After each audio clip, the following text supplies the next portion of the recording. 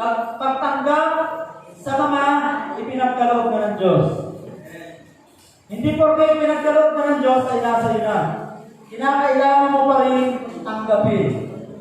Tanggapin mo natin ang mga ipinagkaloob na sa atin ng Panginoon. Napakarami. Halos ating mga pangangailangan ay ipinagkaloob na ng Panginoon. Kailangan na lang natin tanggapin. Amen? Pakisabi nga, tanggapin mo na lang. Pakitapik niyo yung katabi mo. Tanggapin mo na lang. Amen? Nandiyan ka nga, ibinigay na ng Panginoon. Tanggapin mo na lang. Basahin na natin yung verse. Ano guys? Hebrew chapter 4 verses. Pwede ba tayo lahat tayo kumayo sa pagbasa ng salita ng Panginoon? Tayo ba tayo lahat? Basahin po natin sabay-sabay. Nandiyan na kayo, nandiyan na sa screen. Basahin natin 1-3 verse 1. Kaya nga, habang nananatili ang pangako ng Diyos na tayo nakakapasok sa pahingang sinabi niya, mag-ingat kayo at baka mayroon sa inyo hindi makatanggap ng pangako nito. Sapagkat tulad nila ay napakinggatin natin ang mabuting balita, ngunit hindi nila pinakibangan ang kanilang narinig dahil hindi nila ito tinanggap ng may pananampalataya. Hallelujah. Ay, isang balik manalangin, Ama. Maraming po salamat muli sa napakagandang araw na ibigay niyo sa amin upang kami po ay magbulay-bulay ng inyong mga salita. Alam po namin, Ama, na sa pamamagitan nito, patuloy na palalakasin niyo ang aming pananampalataya. Ang salita niyo ay kumikilos sa aming buhay upang kami patuloy na maging matatag, matibay sa paniniwala sa inyo. Salamat, Lord, sa inyong pamatas ng patuloy kay lahat ng matakila sa aming kalagnahan sa pangalan ng Jesus. Amen. Amen. Praise God. Hallelujah. Ano po ang sinabi dyan sa binasa natin? Sila ba ay nakarinig ng mabuting balita? Kaya lang, hindi nila pinakinabangan sapagkat hindi nila tinanggap. Amen. Narinig lang nila at naniwala sila sandali, pero hindi talaga nila tinanggap ng mabuting balita. Ibig sabihin, yung ibinibigay sa kanila ng Diyos, ibinigay na ni God. Kaya lang hindi nila tinanggap, kaya hindi nila napakinabangan. Hallelujah. Magkaiba po yung hindi porke binigay na ni Lord, hindi porke kalooban na ni Lord sa'yo, ay mangyayari.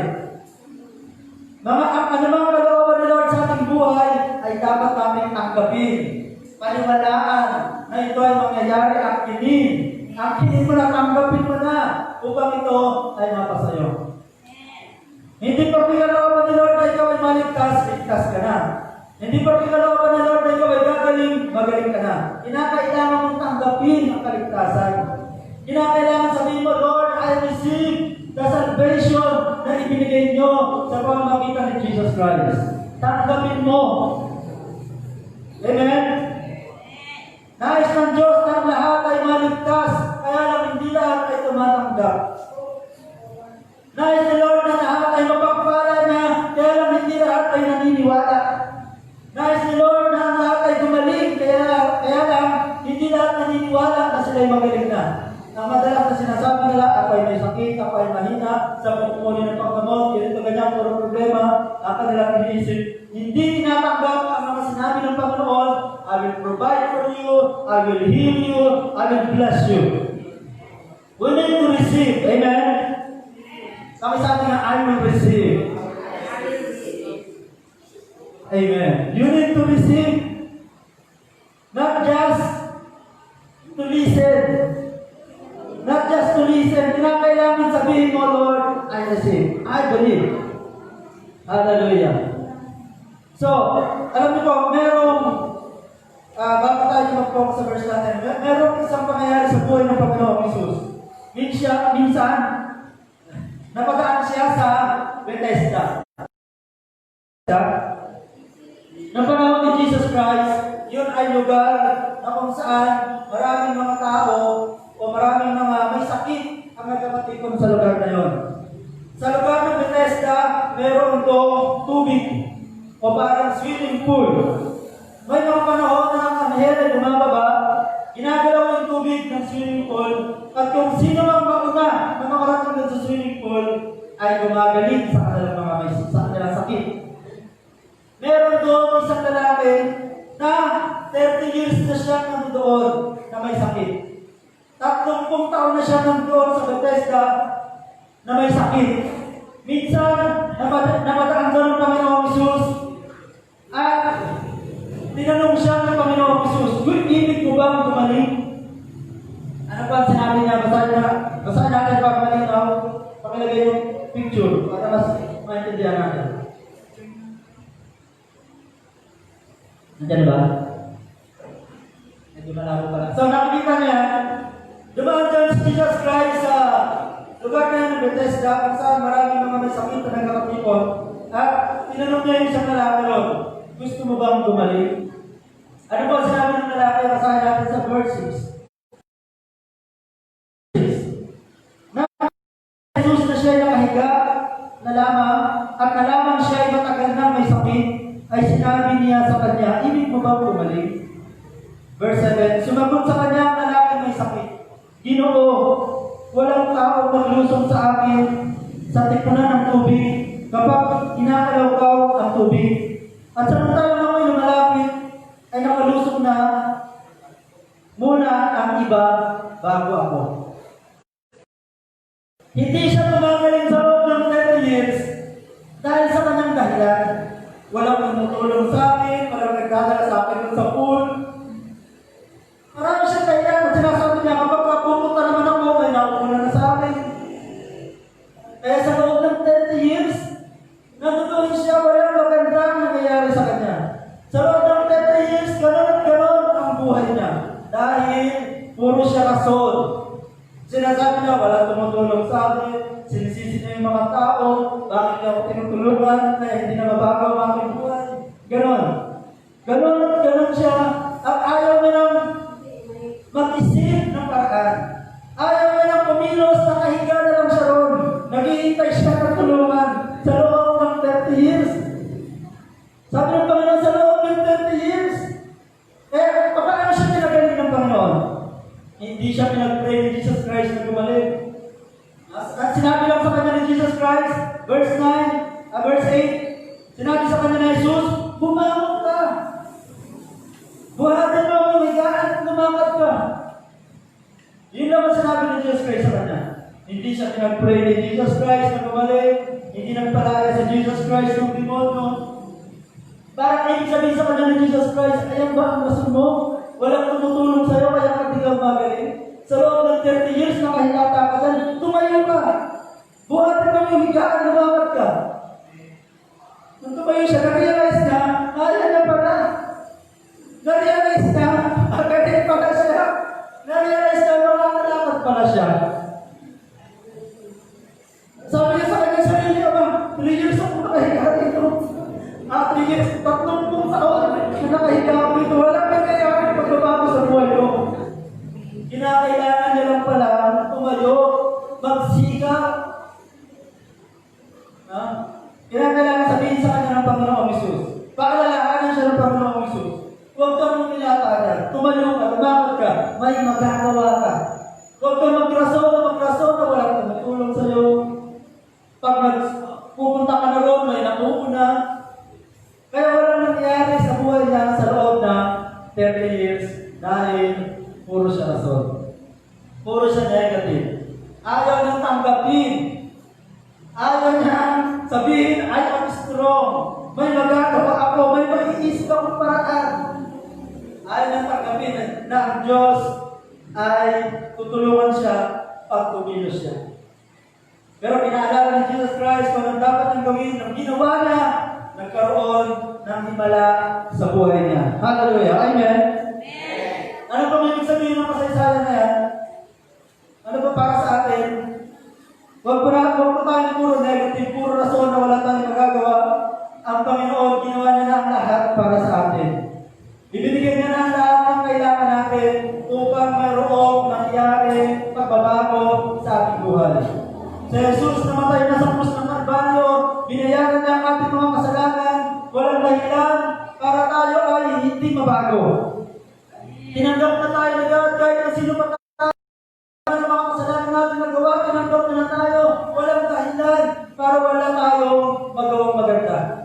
Walang dahilan para tayo ay nakatili sa lumang pagkatao, sa lumang buhay. Sa loob ng 30 years, ganun at ganun siya kasi ayaw niya tanggapin ang binigay sa kanya. Bawat araw mayroong lakas na galing sa Panginoon. Bawat araw mayroong magandang nakalaan ng Panginoon sa bawat isa.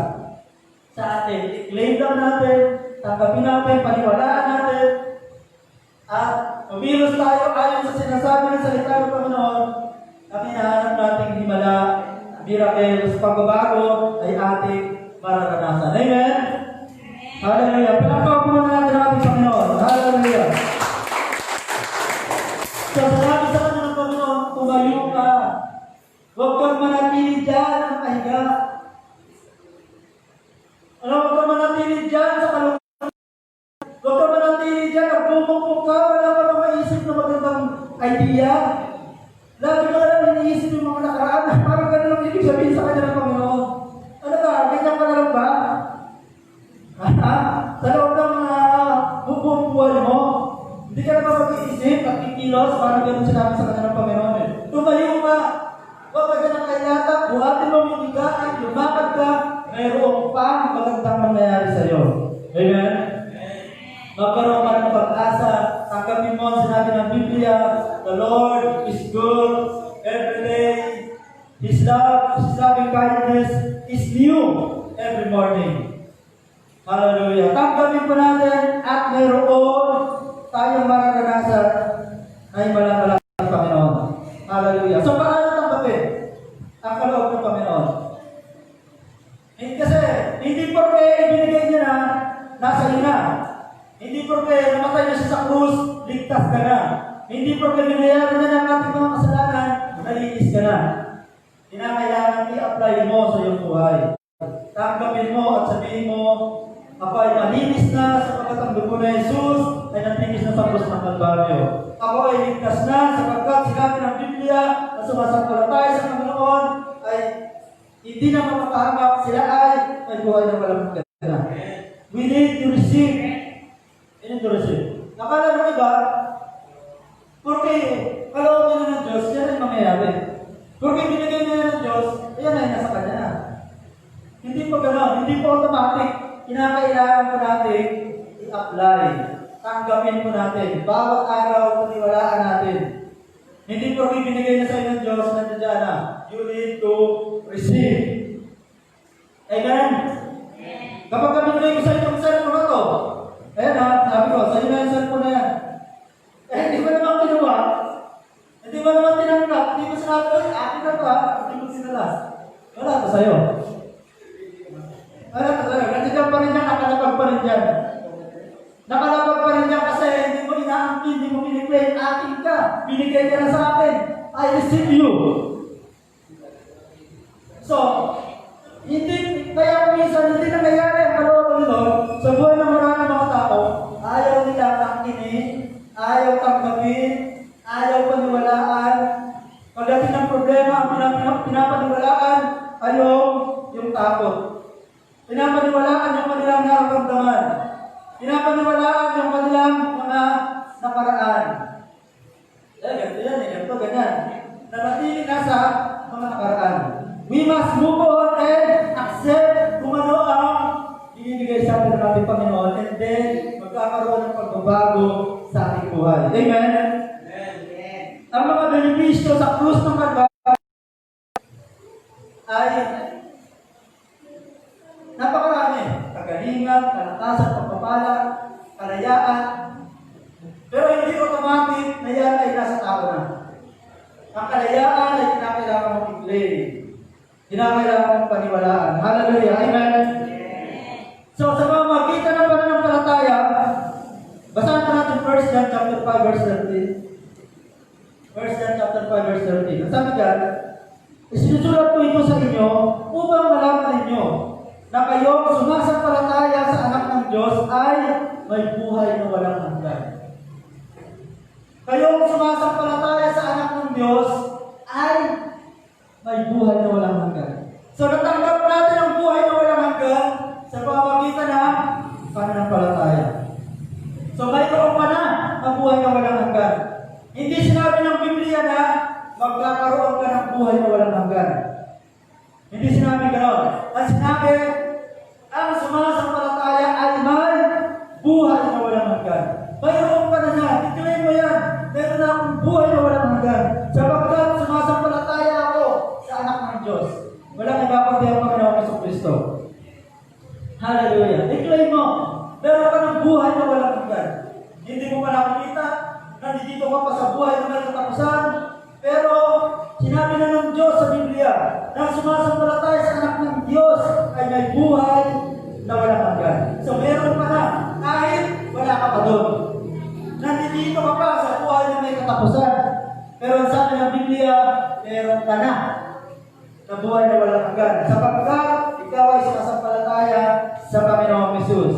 Amen? So sa pamamagitan ng pananampalataya, we receive eternal life.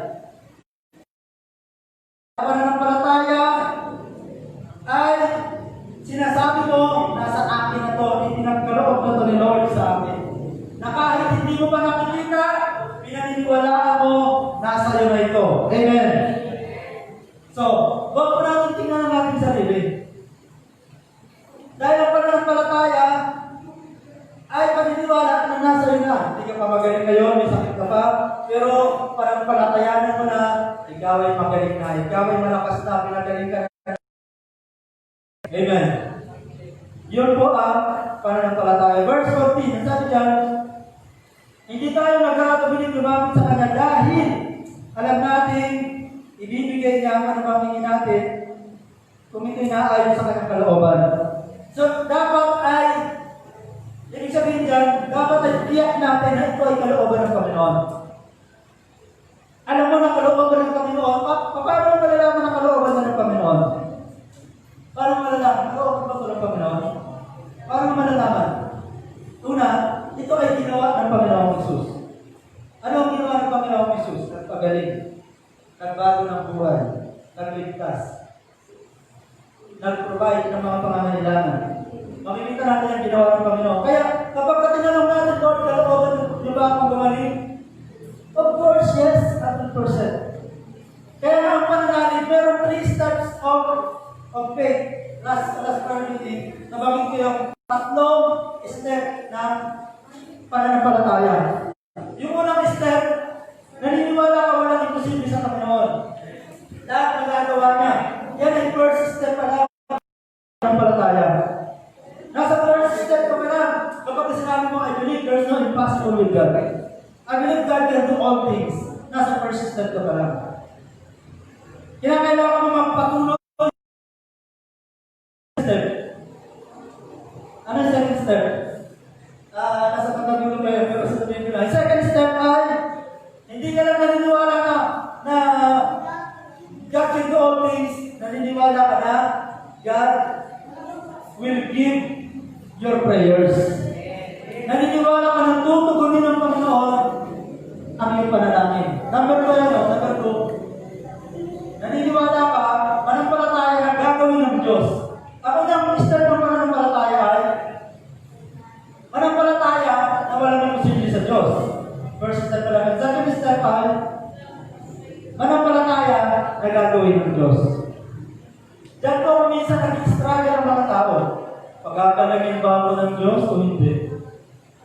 Ipoprovide ba ng Diyos ang pangangailangan ko o hindi? Nakakatakot, malapit na. Diyan nagkakaroon ng tanong sa isipan ng mga tao. Ililigtas ba ako ng Diyos sa mahirap na sitwasyon na ito? So kapag hindi ka nanampalataya na gagawin ng Diyos, nandun ka lang sa first step, naniniwala ka walang imposible sa Diyos, walang mahirap sa Diyos, ayaw pumunta sa second step ng pananampalataya na gagawin niya ng Diyos. Babaguhin ng Diyos ang buhay mo. Bibigyan ka ng pag-asa. Tutugan na ng mga pangangailangan. Gagawin niya ng Diyos. Yun yung second step ng pananampalataya na kinakailangan natin parating. We must be sure na ang Diyos ay mabuti. Amen? Mabuti mo ba ang Diyos? Amen. Kung talagang naniniwala ka na mabuti ang Diyos, ano po ang katibayan na naniniwala ka na mabuti ang Diyos? ang katibayan ay meron kang peace. Meron kang peace. Kapag ka naniniwala ka talagang mabuti ang Diyos, meron kang kapayapaan. Inaalis mo yung takot, mga pangamba sa iyong buhay. Inilalagay mo yung sarili sa mapayapang sitwasyon sapagkat naniniwala ka, Lord, kayo ay mabuti. Nasa second step ako ng pananampalataya, Lord, na gagawin nyo ang mabuting para sa akin. Ayun. Kapag ka may peace ka, meron ka ng pananampalataya. Pero kung nababalisa ka, natatakot ka, wala ka pa doon. Wala ka pa doon. Sa pananampalataya. Kinakailangan mo pa ng Word of God at mag-meditate ka ng Word of God para si Lord ay makapangusap sa iyo at mapalakas ang iyong pananampalataya para makarating ka dyan sa pananampalataya na gagawin ni Lord ang mga panalangin mo. Gagawin ni Lord ang mga inihiling mo. Actually, ginawa niya na, binigay niya na. Akinin na lang natin. Akinin na lang natin. Wala na tayo lang sa question na, Lord, gagawin mo ba ito? Pagkagalingin mo ba ako? Wala na tayo sa tanong na yun. Wala na tayo sa tanong na, Lord, patatawarin mo ba ako? Pinatawag ka na niya eh. Tanggapin mo na lang eh. Wala na tayo sa tanong na, Lord, magpapalain mo ba ako? Diba, namatay na nga siya para sa atin eh. Ibinigay niya na nga yung buong buhay niya, hindi na tayo magpapalain. So wala na tayo sa tanong na gano'n. Kapag ka nandun ka na sa second step ng pananampalataya, hindi ka na nagtatanong na, Lord, iligtas mo ba ako sa oras na ito? Lord, tutugunan mo ba ang pangangailangan ko? Hindi ka na nagtatanong. Ang sinasabi mo, Lord, tutugunan mo ako. Lord, pagkagalingin mo ako. Lord, pagpapalain mo ako. Nandito ka na sa second step ng pananampalataya. Inaangkin mo na. Alam mo, nagagawin na ng Panginoon. Amen? Hallelujah. Pero, huwag ka mag-stay dyan. Huwag ka mag-enjoy dyan sa second step of faith. Meron pa third step ng pananampalataya. Ano yung third step? Makibasa na third step of faith. Ayan po. Third step of faith. Manampalataya na, natanggap mo na. So, huwag ka lang din sa manampalataya na gagawin ni Lord. Gagawin ni Lord to. Aayusin niya ang aking pamilya, puprovide niya ganito pangangailangan, gagawin ni Lord. Yung third step, naniniwala ka, natanggap mo na. Sinabi yan na Jesus mismo. Sinabi yan mismo na Jesus. Na kapag ka nanalangin kayo, umiling kayo, maniwala kayo, natanggap niyo na ito. At ito ay matatanggap mo. Paano mo masasabing naniniwala ka na natanggap mo na? Naniniwala ako, natanggap ko na ang aking panalangin. Ano ang sign na naniniwala ka na natanggap mo na? Ha? Ano yung sign? Siyempre, masaya ka. Di ba? Pag natanggap mo na, masaya ka na. Hindi ka na malungkot. Hindi ka na nakasama. Natanggap mo na nga eh. No? Para ka nag-withdraw ng pera sa bangko, sa ATM.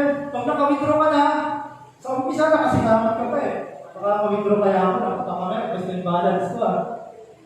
Pagkatama sa ATM, nung naka-withdraw ka na, wow, masaya ka na, di ba? Naka-withdraw ka na eh, masaya ka na. So, naghawak mo na, kaya masaya ka na. Ganun po, kapag nandiyan ka na sa third step, ng pananampalataya, masaya ka. Nag-celebrate ka. Nagpapasalamat ka na sa Panginoon. Lord, maraming salamat sa pagpapala nyo. I receive now your blessing. Lord, maraming salamat. Naayos ang aking problema. Naniniwala ko, natanggap ko na ang katugunan nyo sa pag-ayos ang aking problema. In Jesus' name, masaya na ako, Lord. Kahit wala pa, mag-celebrate ka na. At ang sabi ng Jesus Christ mismo, ito ay mapapasayo. Yung iba kasi gusto baliktad eh. Saan na ako magsasaya pag ganda na? Wala pa nga eh. Kaya nang iba eh. Sa kanya ba? Kaya, saan tala ko eh. Wag mo nang bilangin ng sisi yung katinapipisa ang manok. Balik ko data. Wag mo nang bilangin ng sisi yung katinapipisa ang itlog. Sabi ng iba. Pero sa pananampalataya, naniniwala ka na, nandiyan na. Nasabi Lord kay Abraham, tingnan mo yung mga bituin. Wala ka mga anak, pero tingnan mo yung mga bituin. Ganyan karami ang magiging mga anak mo. Ibig sabihin, Lord, imagine mo na, bilangin mo na, ganyan karami ang magiging anak mo. Binilang ni Abraham. Sabi ni Lord, tingnan mo yung mga bituin. Ganyan karami magiging anak mo. Binilang. 1, 2, 3, 4, 5, 6, 7, 8, 9, 10.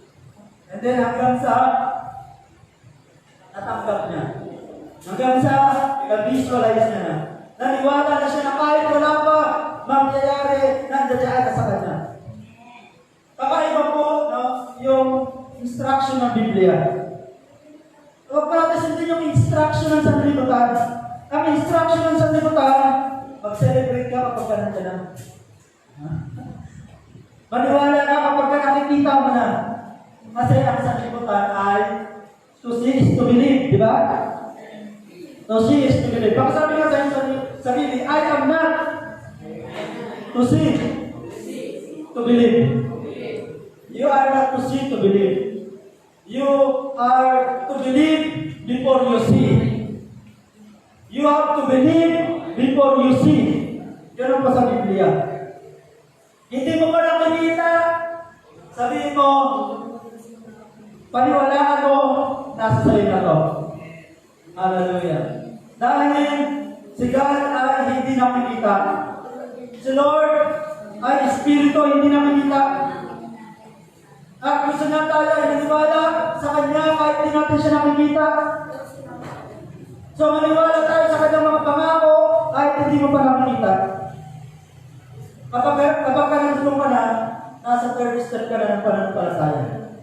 Maraming mga Christian, nandun pa rin sa first step.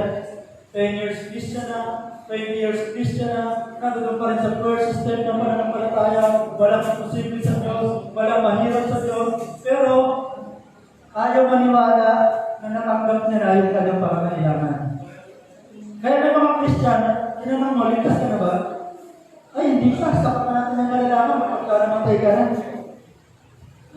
Hindi pa naniniwala na ligtas na sila. Iniligtas na sila na Jesus. Binayaran na ni Jesus ang kanilang kaligtasan. Ayaw pa maniwala. So, we must go to third step of faith para mayroon po magandang mangyari sa ating buhay. Verse, ang basa ng 1 John chapter 5, verse balik tayo sa 1 John chapter 5, verse 13. Sabi niya, sinusulat ko ito sa inyo upang malaman ninyo na kayong sumasampalataya sa anak ng Diyos ay may buhay na walang hanggan. Yung salitang sumasampalataya, ayan ay present continuous. Present continuous, sumasampalataya. Huwag lang ngayon, sumasampalataya. Huwag lang noon, sumasampalataya. Kundi patuloy mo yan ang pananampalataya na kahit wala pa sa'yo, sumasampalataya ka na sa Panginoon. Present continuous. Ibig sabihin, ngayon at nagpapatuloy. Hindi yung ngayon lang. Kaya sinabi ni Jesus Christ, napakaliit ng inyong pananampalataya. Nang ibig sabihin ay maiksi ang kanilang pananampalataya. Nung una, sumampalataya sila sa Panginoon, pagdating ng pagsubok, problema, hindi na sila nanampalataya, natakot na sila. Na baka sila mamatay, baka sila malunod.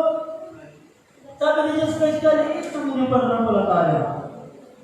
Hindi ibig sabihin maliit, ang ibig sabihin doon ay maiksi. Kanina nananampalataya kayo sa akin. Pagdating dito, natakot na kayo. Kasama ng mga ako dito sa barko, sa bangka, natakot na kayo. Napakaliit na inyong pananampalataya. Ang iksi naman, ibig sabihin ni Jesus Christ, mahabain na nga ang inyong pananampalataya. Dapat present and continuous. No? Present and continuous. Hindi lang sa panahon na masaya ka, ikaw ay malakas na malakas sa pananampalataya. Hindi lang sa panahon na marami kang pera, napakalakas ng iyong pananampalataya. Pero pag wala kang pera, ay, paano ba naman buhay ito? Ay, ito. At kung sino-sino na pinapagalitan natin, no? Ang init na lang ulo natin. Sasabi ni Jesus Christ, napaka-iksi na natin pananampalataya pag gano'n. So, we must habaan pa natin. So, ang pananampalataya, tinutukoy ng Biblia ay present continuous. Verse 15. Verse 15, at dahil alam natin, pinapakinggan niya tayo, alam din natin, ibinibigay niya ang bawat hinihiling natin sa Kanya.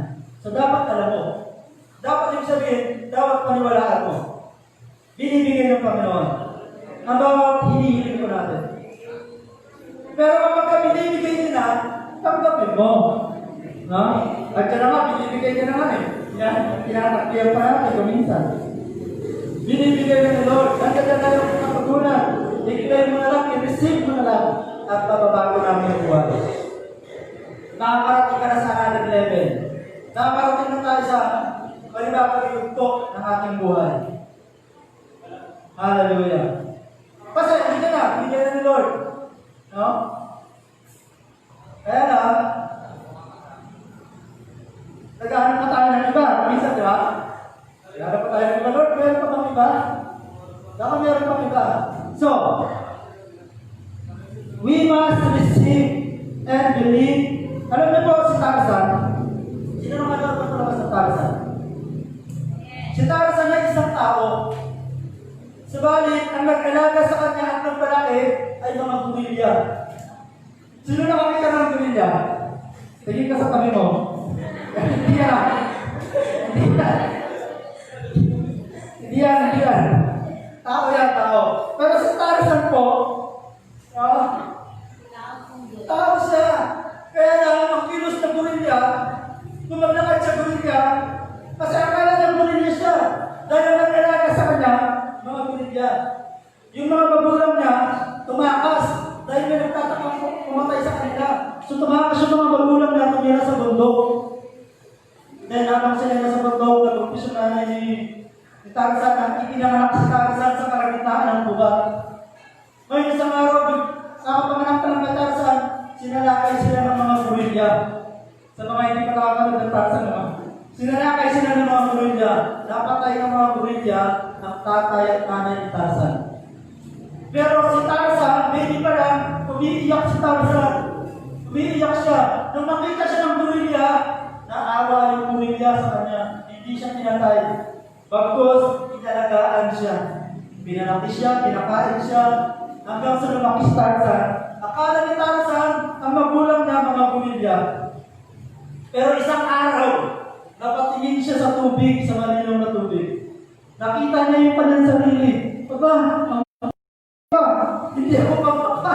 Hindi ko kamukha yung mga gurilya na yun. Nakalaro ko. Nagtaka na siya. Yung ba talaga ang mga magulang ko? Bakit hindi ko kamukha?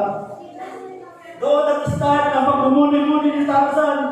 Hanggang isang araw, nakakita siya ng tao at sinabi niya kamukha ko yun. Papareho ko. Doon nag-umpisa unti-unti, nag-realize ni Tarzan na isa siyang tao. Hindi siya gurilya. At doon, tinanggap niya, isa siyang tao. Kaya hindi na siya namuhay kagaya ng mga gurilya. Hindi na tagal namuhay na siya kagaya ng normal na tao. Mas naging masaya siya, mas naging lumawak ang influence niya, mas marami siyang natulungan na gawa. Nabago ang buhay niya. Bakit? Tinanggap niya eh. Kung ano talaga ang pagkalikha sa kanya. Tinanggap niya kung sino talaga siya. Ako ay isang tao. Sinasabi ng mga gurilya, ito yung gurilya ka. Pagkakata ka namin. Sinasabi na rin. Tao ang pagkalikha sa akin. Umalis siya. At nanirahan siya kapiling ng mga tao. Hallelujah. Tinanggap na ng tao siya. Ayun ang palooban, ayun ang pagkalikha sa kanya ng Diyos. Isa siyang tao. So, tayo po, tayo ay anak mo ng Diyos. Tanggapin mo na lang anak ka ng Diyos. Ikaw ay mahal ng Diyos, tanggapin mo na lang mahal ka ng Diyos. Tanggapin mo ang kalooban niya para sa iyo. Tanggapin mo ang plano niya para sa iyo. Huwag tayo mabuhay na kagaya ng dati. Ilinis ka mo ng Panginoon, tanggapin mo. At ilinis na ako ng Panginoon. So huwag ka nang maging kagaya ng dati. Pinagaling ka na ng Panginoon, huwag ka nang i-imot-imot. Diyan at sinasabi mo sa iyong sarili, ako ay mahina, ako ay ganito, ganyan, maraming sumakit sa akin, ganito, ganyan. Pinagaling ka na ng Panginoon eh. Yung suga, gumagaling, hindi ko ba? Bakit may mga tao? 5 taon na, 3 taon na, naalala pa rin nila yung sakit. No? Yung mga nakaraan, nandun pa rin sila sa mga kalungkutan ng mga nakaraan. Hindi pa rin nila pinapagaling ang kanilang mga sugat sa kalooban. So, kaya sinasabi pa nila, eto nga yung tatay, pinalaw ko ni nanay. Kasi sama ng loob nila, kasi pinalaw sila, ganito ganyan, dala-dala nila yung sakit. Ayaw pa mag-move on. So, we must move on. Kagaya ni Tarzan, nag-move on siya, tinanggap niya, at nabago ang kanyang buhay. Amen? Hallelujah. So we must receive. Kung ano po sinabi ng Biblia tungkol sa atin, we must receive. You are blessed, you must receive. You are cleansed, you must receive. You are already cleansed. Ikaw ay nalinis na, ikaw ay banal na sa harapan ng Panginoon. Kahit na ikaw ay nagkakamali pa, kahit na ikaw ay hindi pa perfecto, nilinis ka ng Panginoon. Ikaw ay inamin niya na ganap. Basahin po natin muli yung Hebrew chapter 4 verse 1.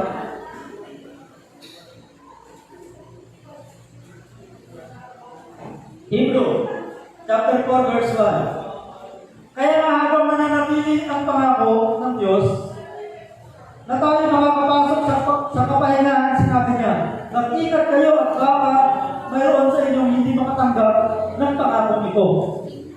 So, may pangako ang Panginoon. Pero sabi ng Biblia, mag-ingat tayo, baka hindi natin matanggap ang pangako nito. Kasi, ang pangako nito, para mapasayo, ay dapat matanggapin. Verse 2, sa pagkatulad nila, napakinggan din natin ang magandang balita, ngunit hindi nila pinakinabangan. Hindi nila napakinabangan ang mabuting balita. Ano ang dahilan? Dahil hindi nila ito tinanggap. Dahil hindi nila tinanggap. Kaya hindi nila napakinabangan.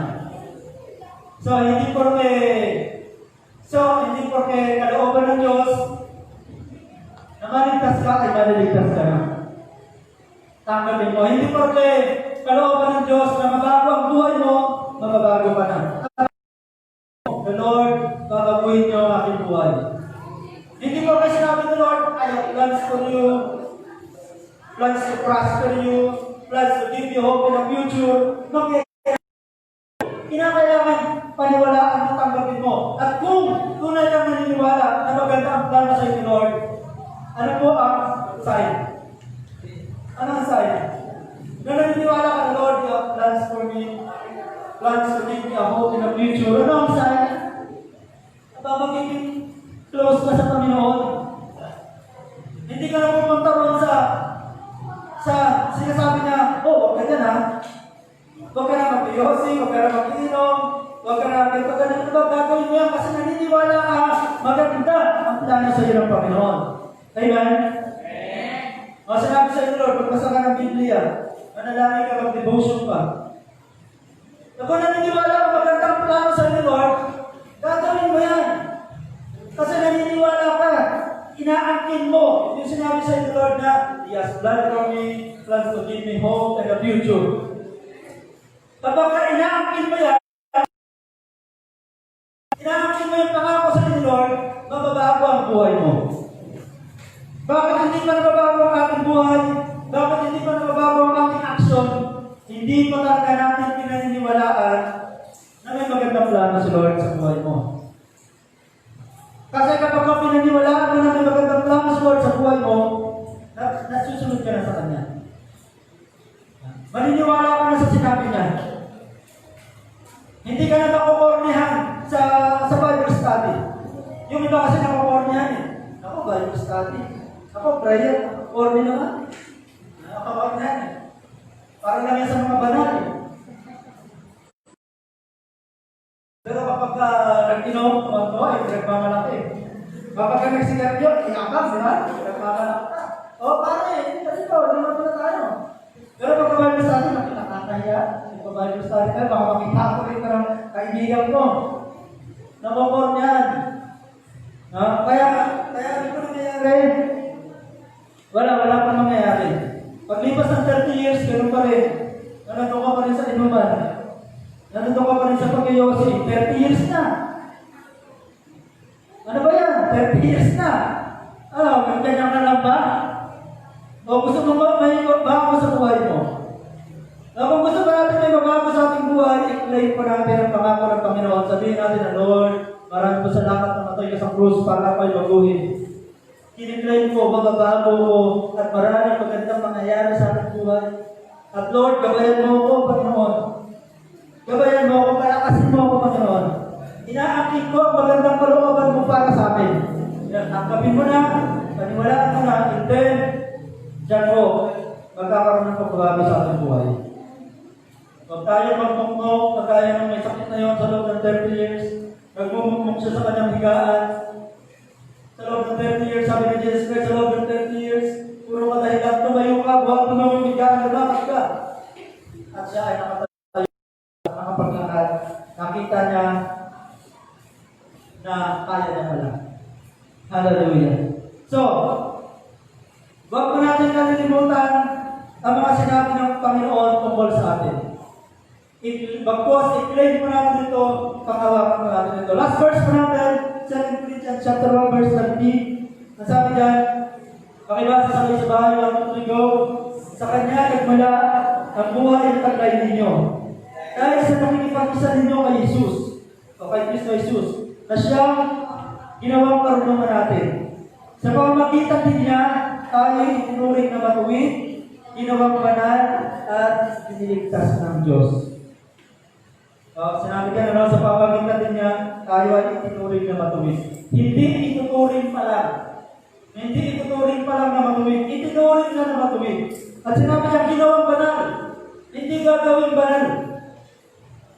Future pa yun. Pagka sinabing gagawing banal, future pa yun.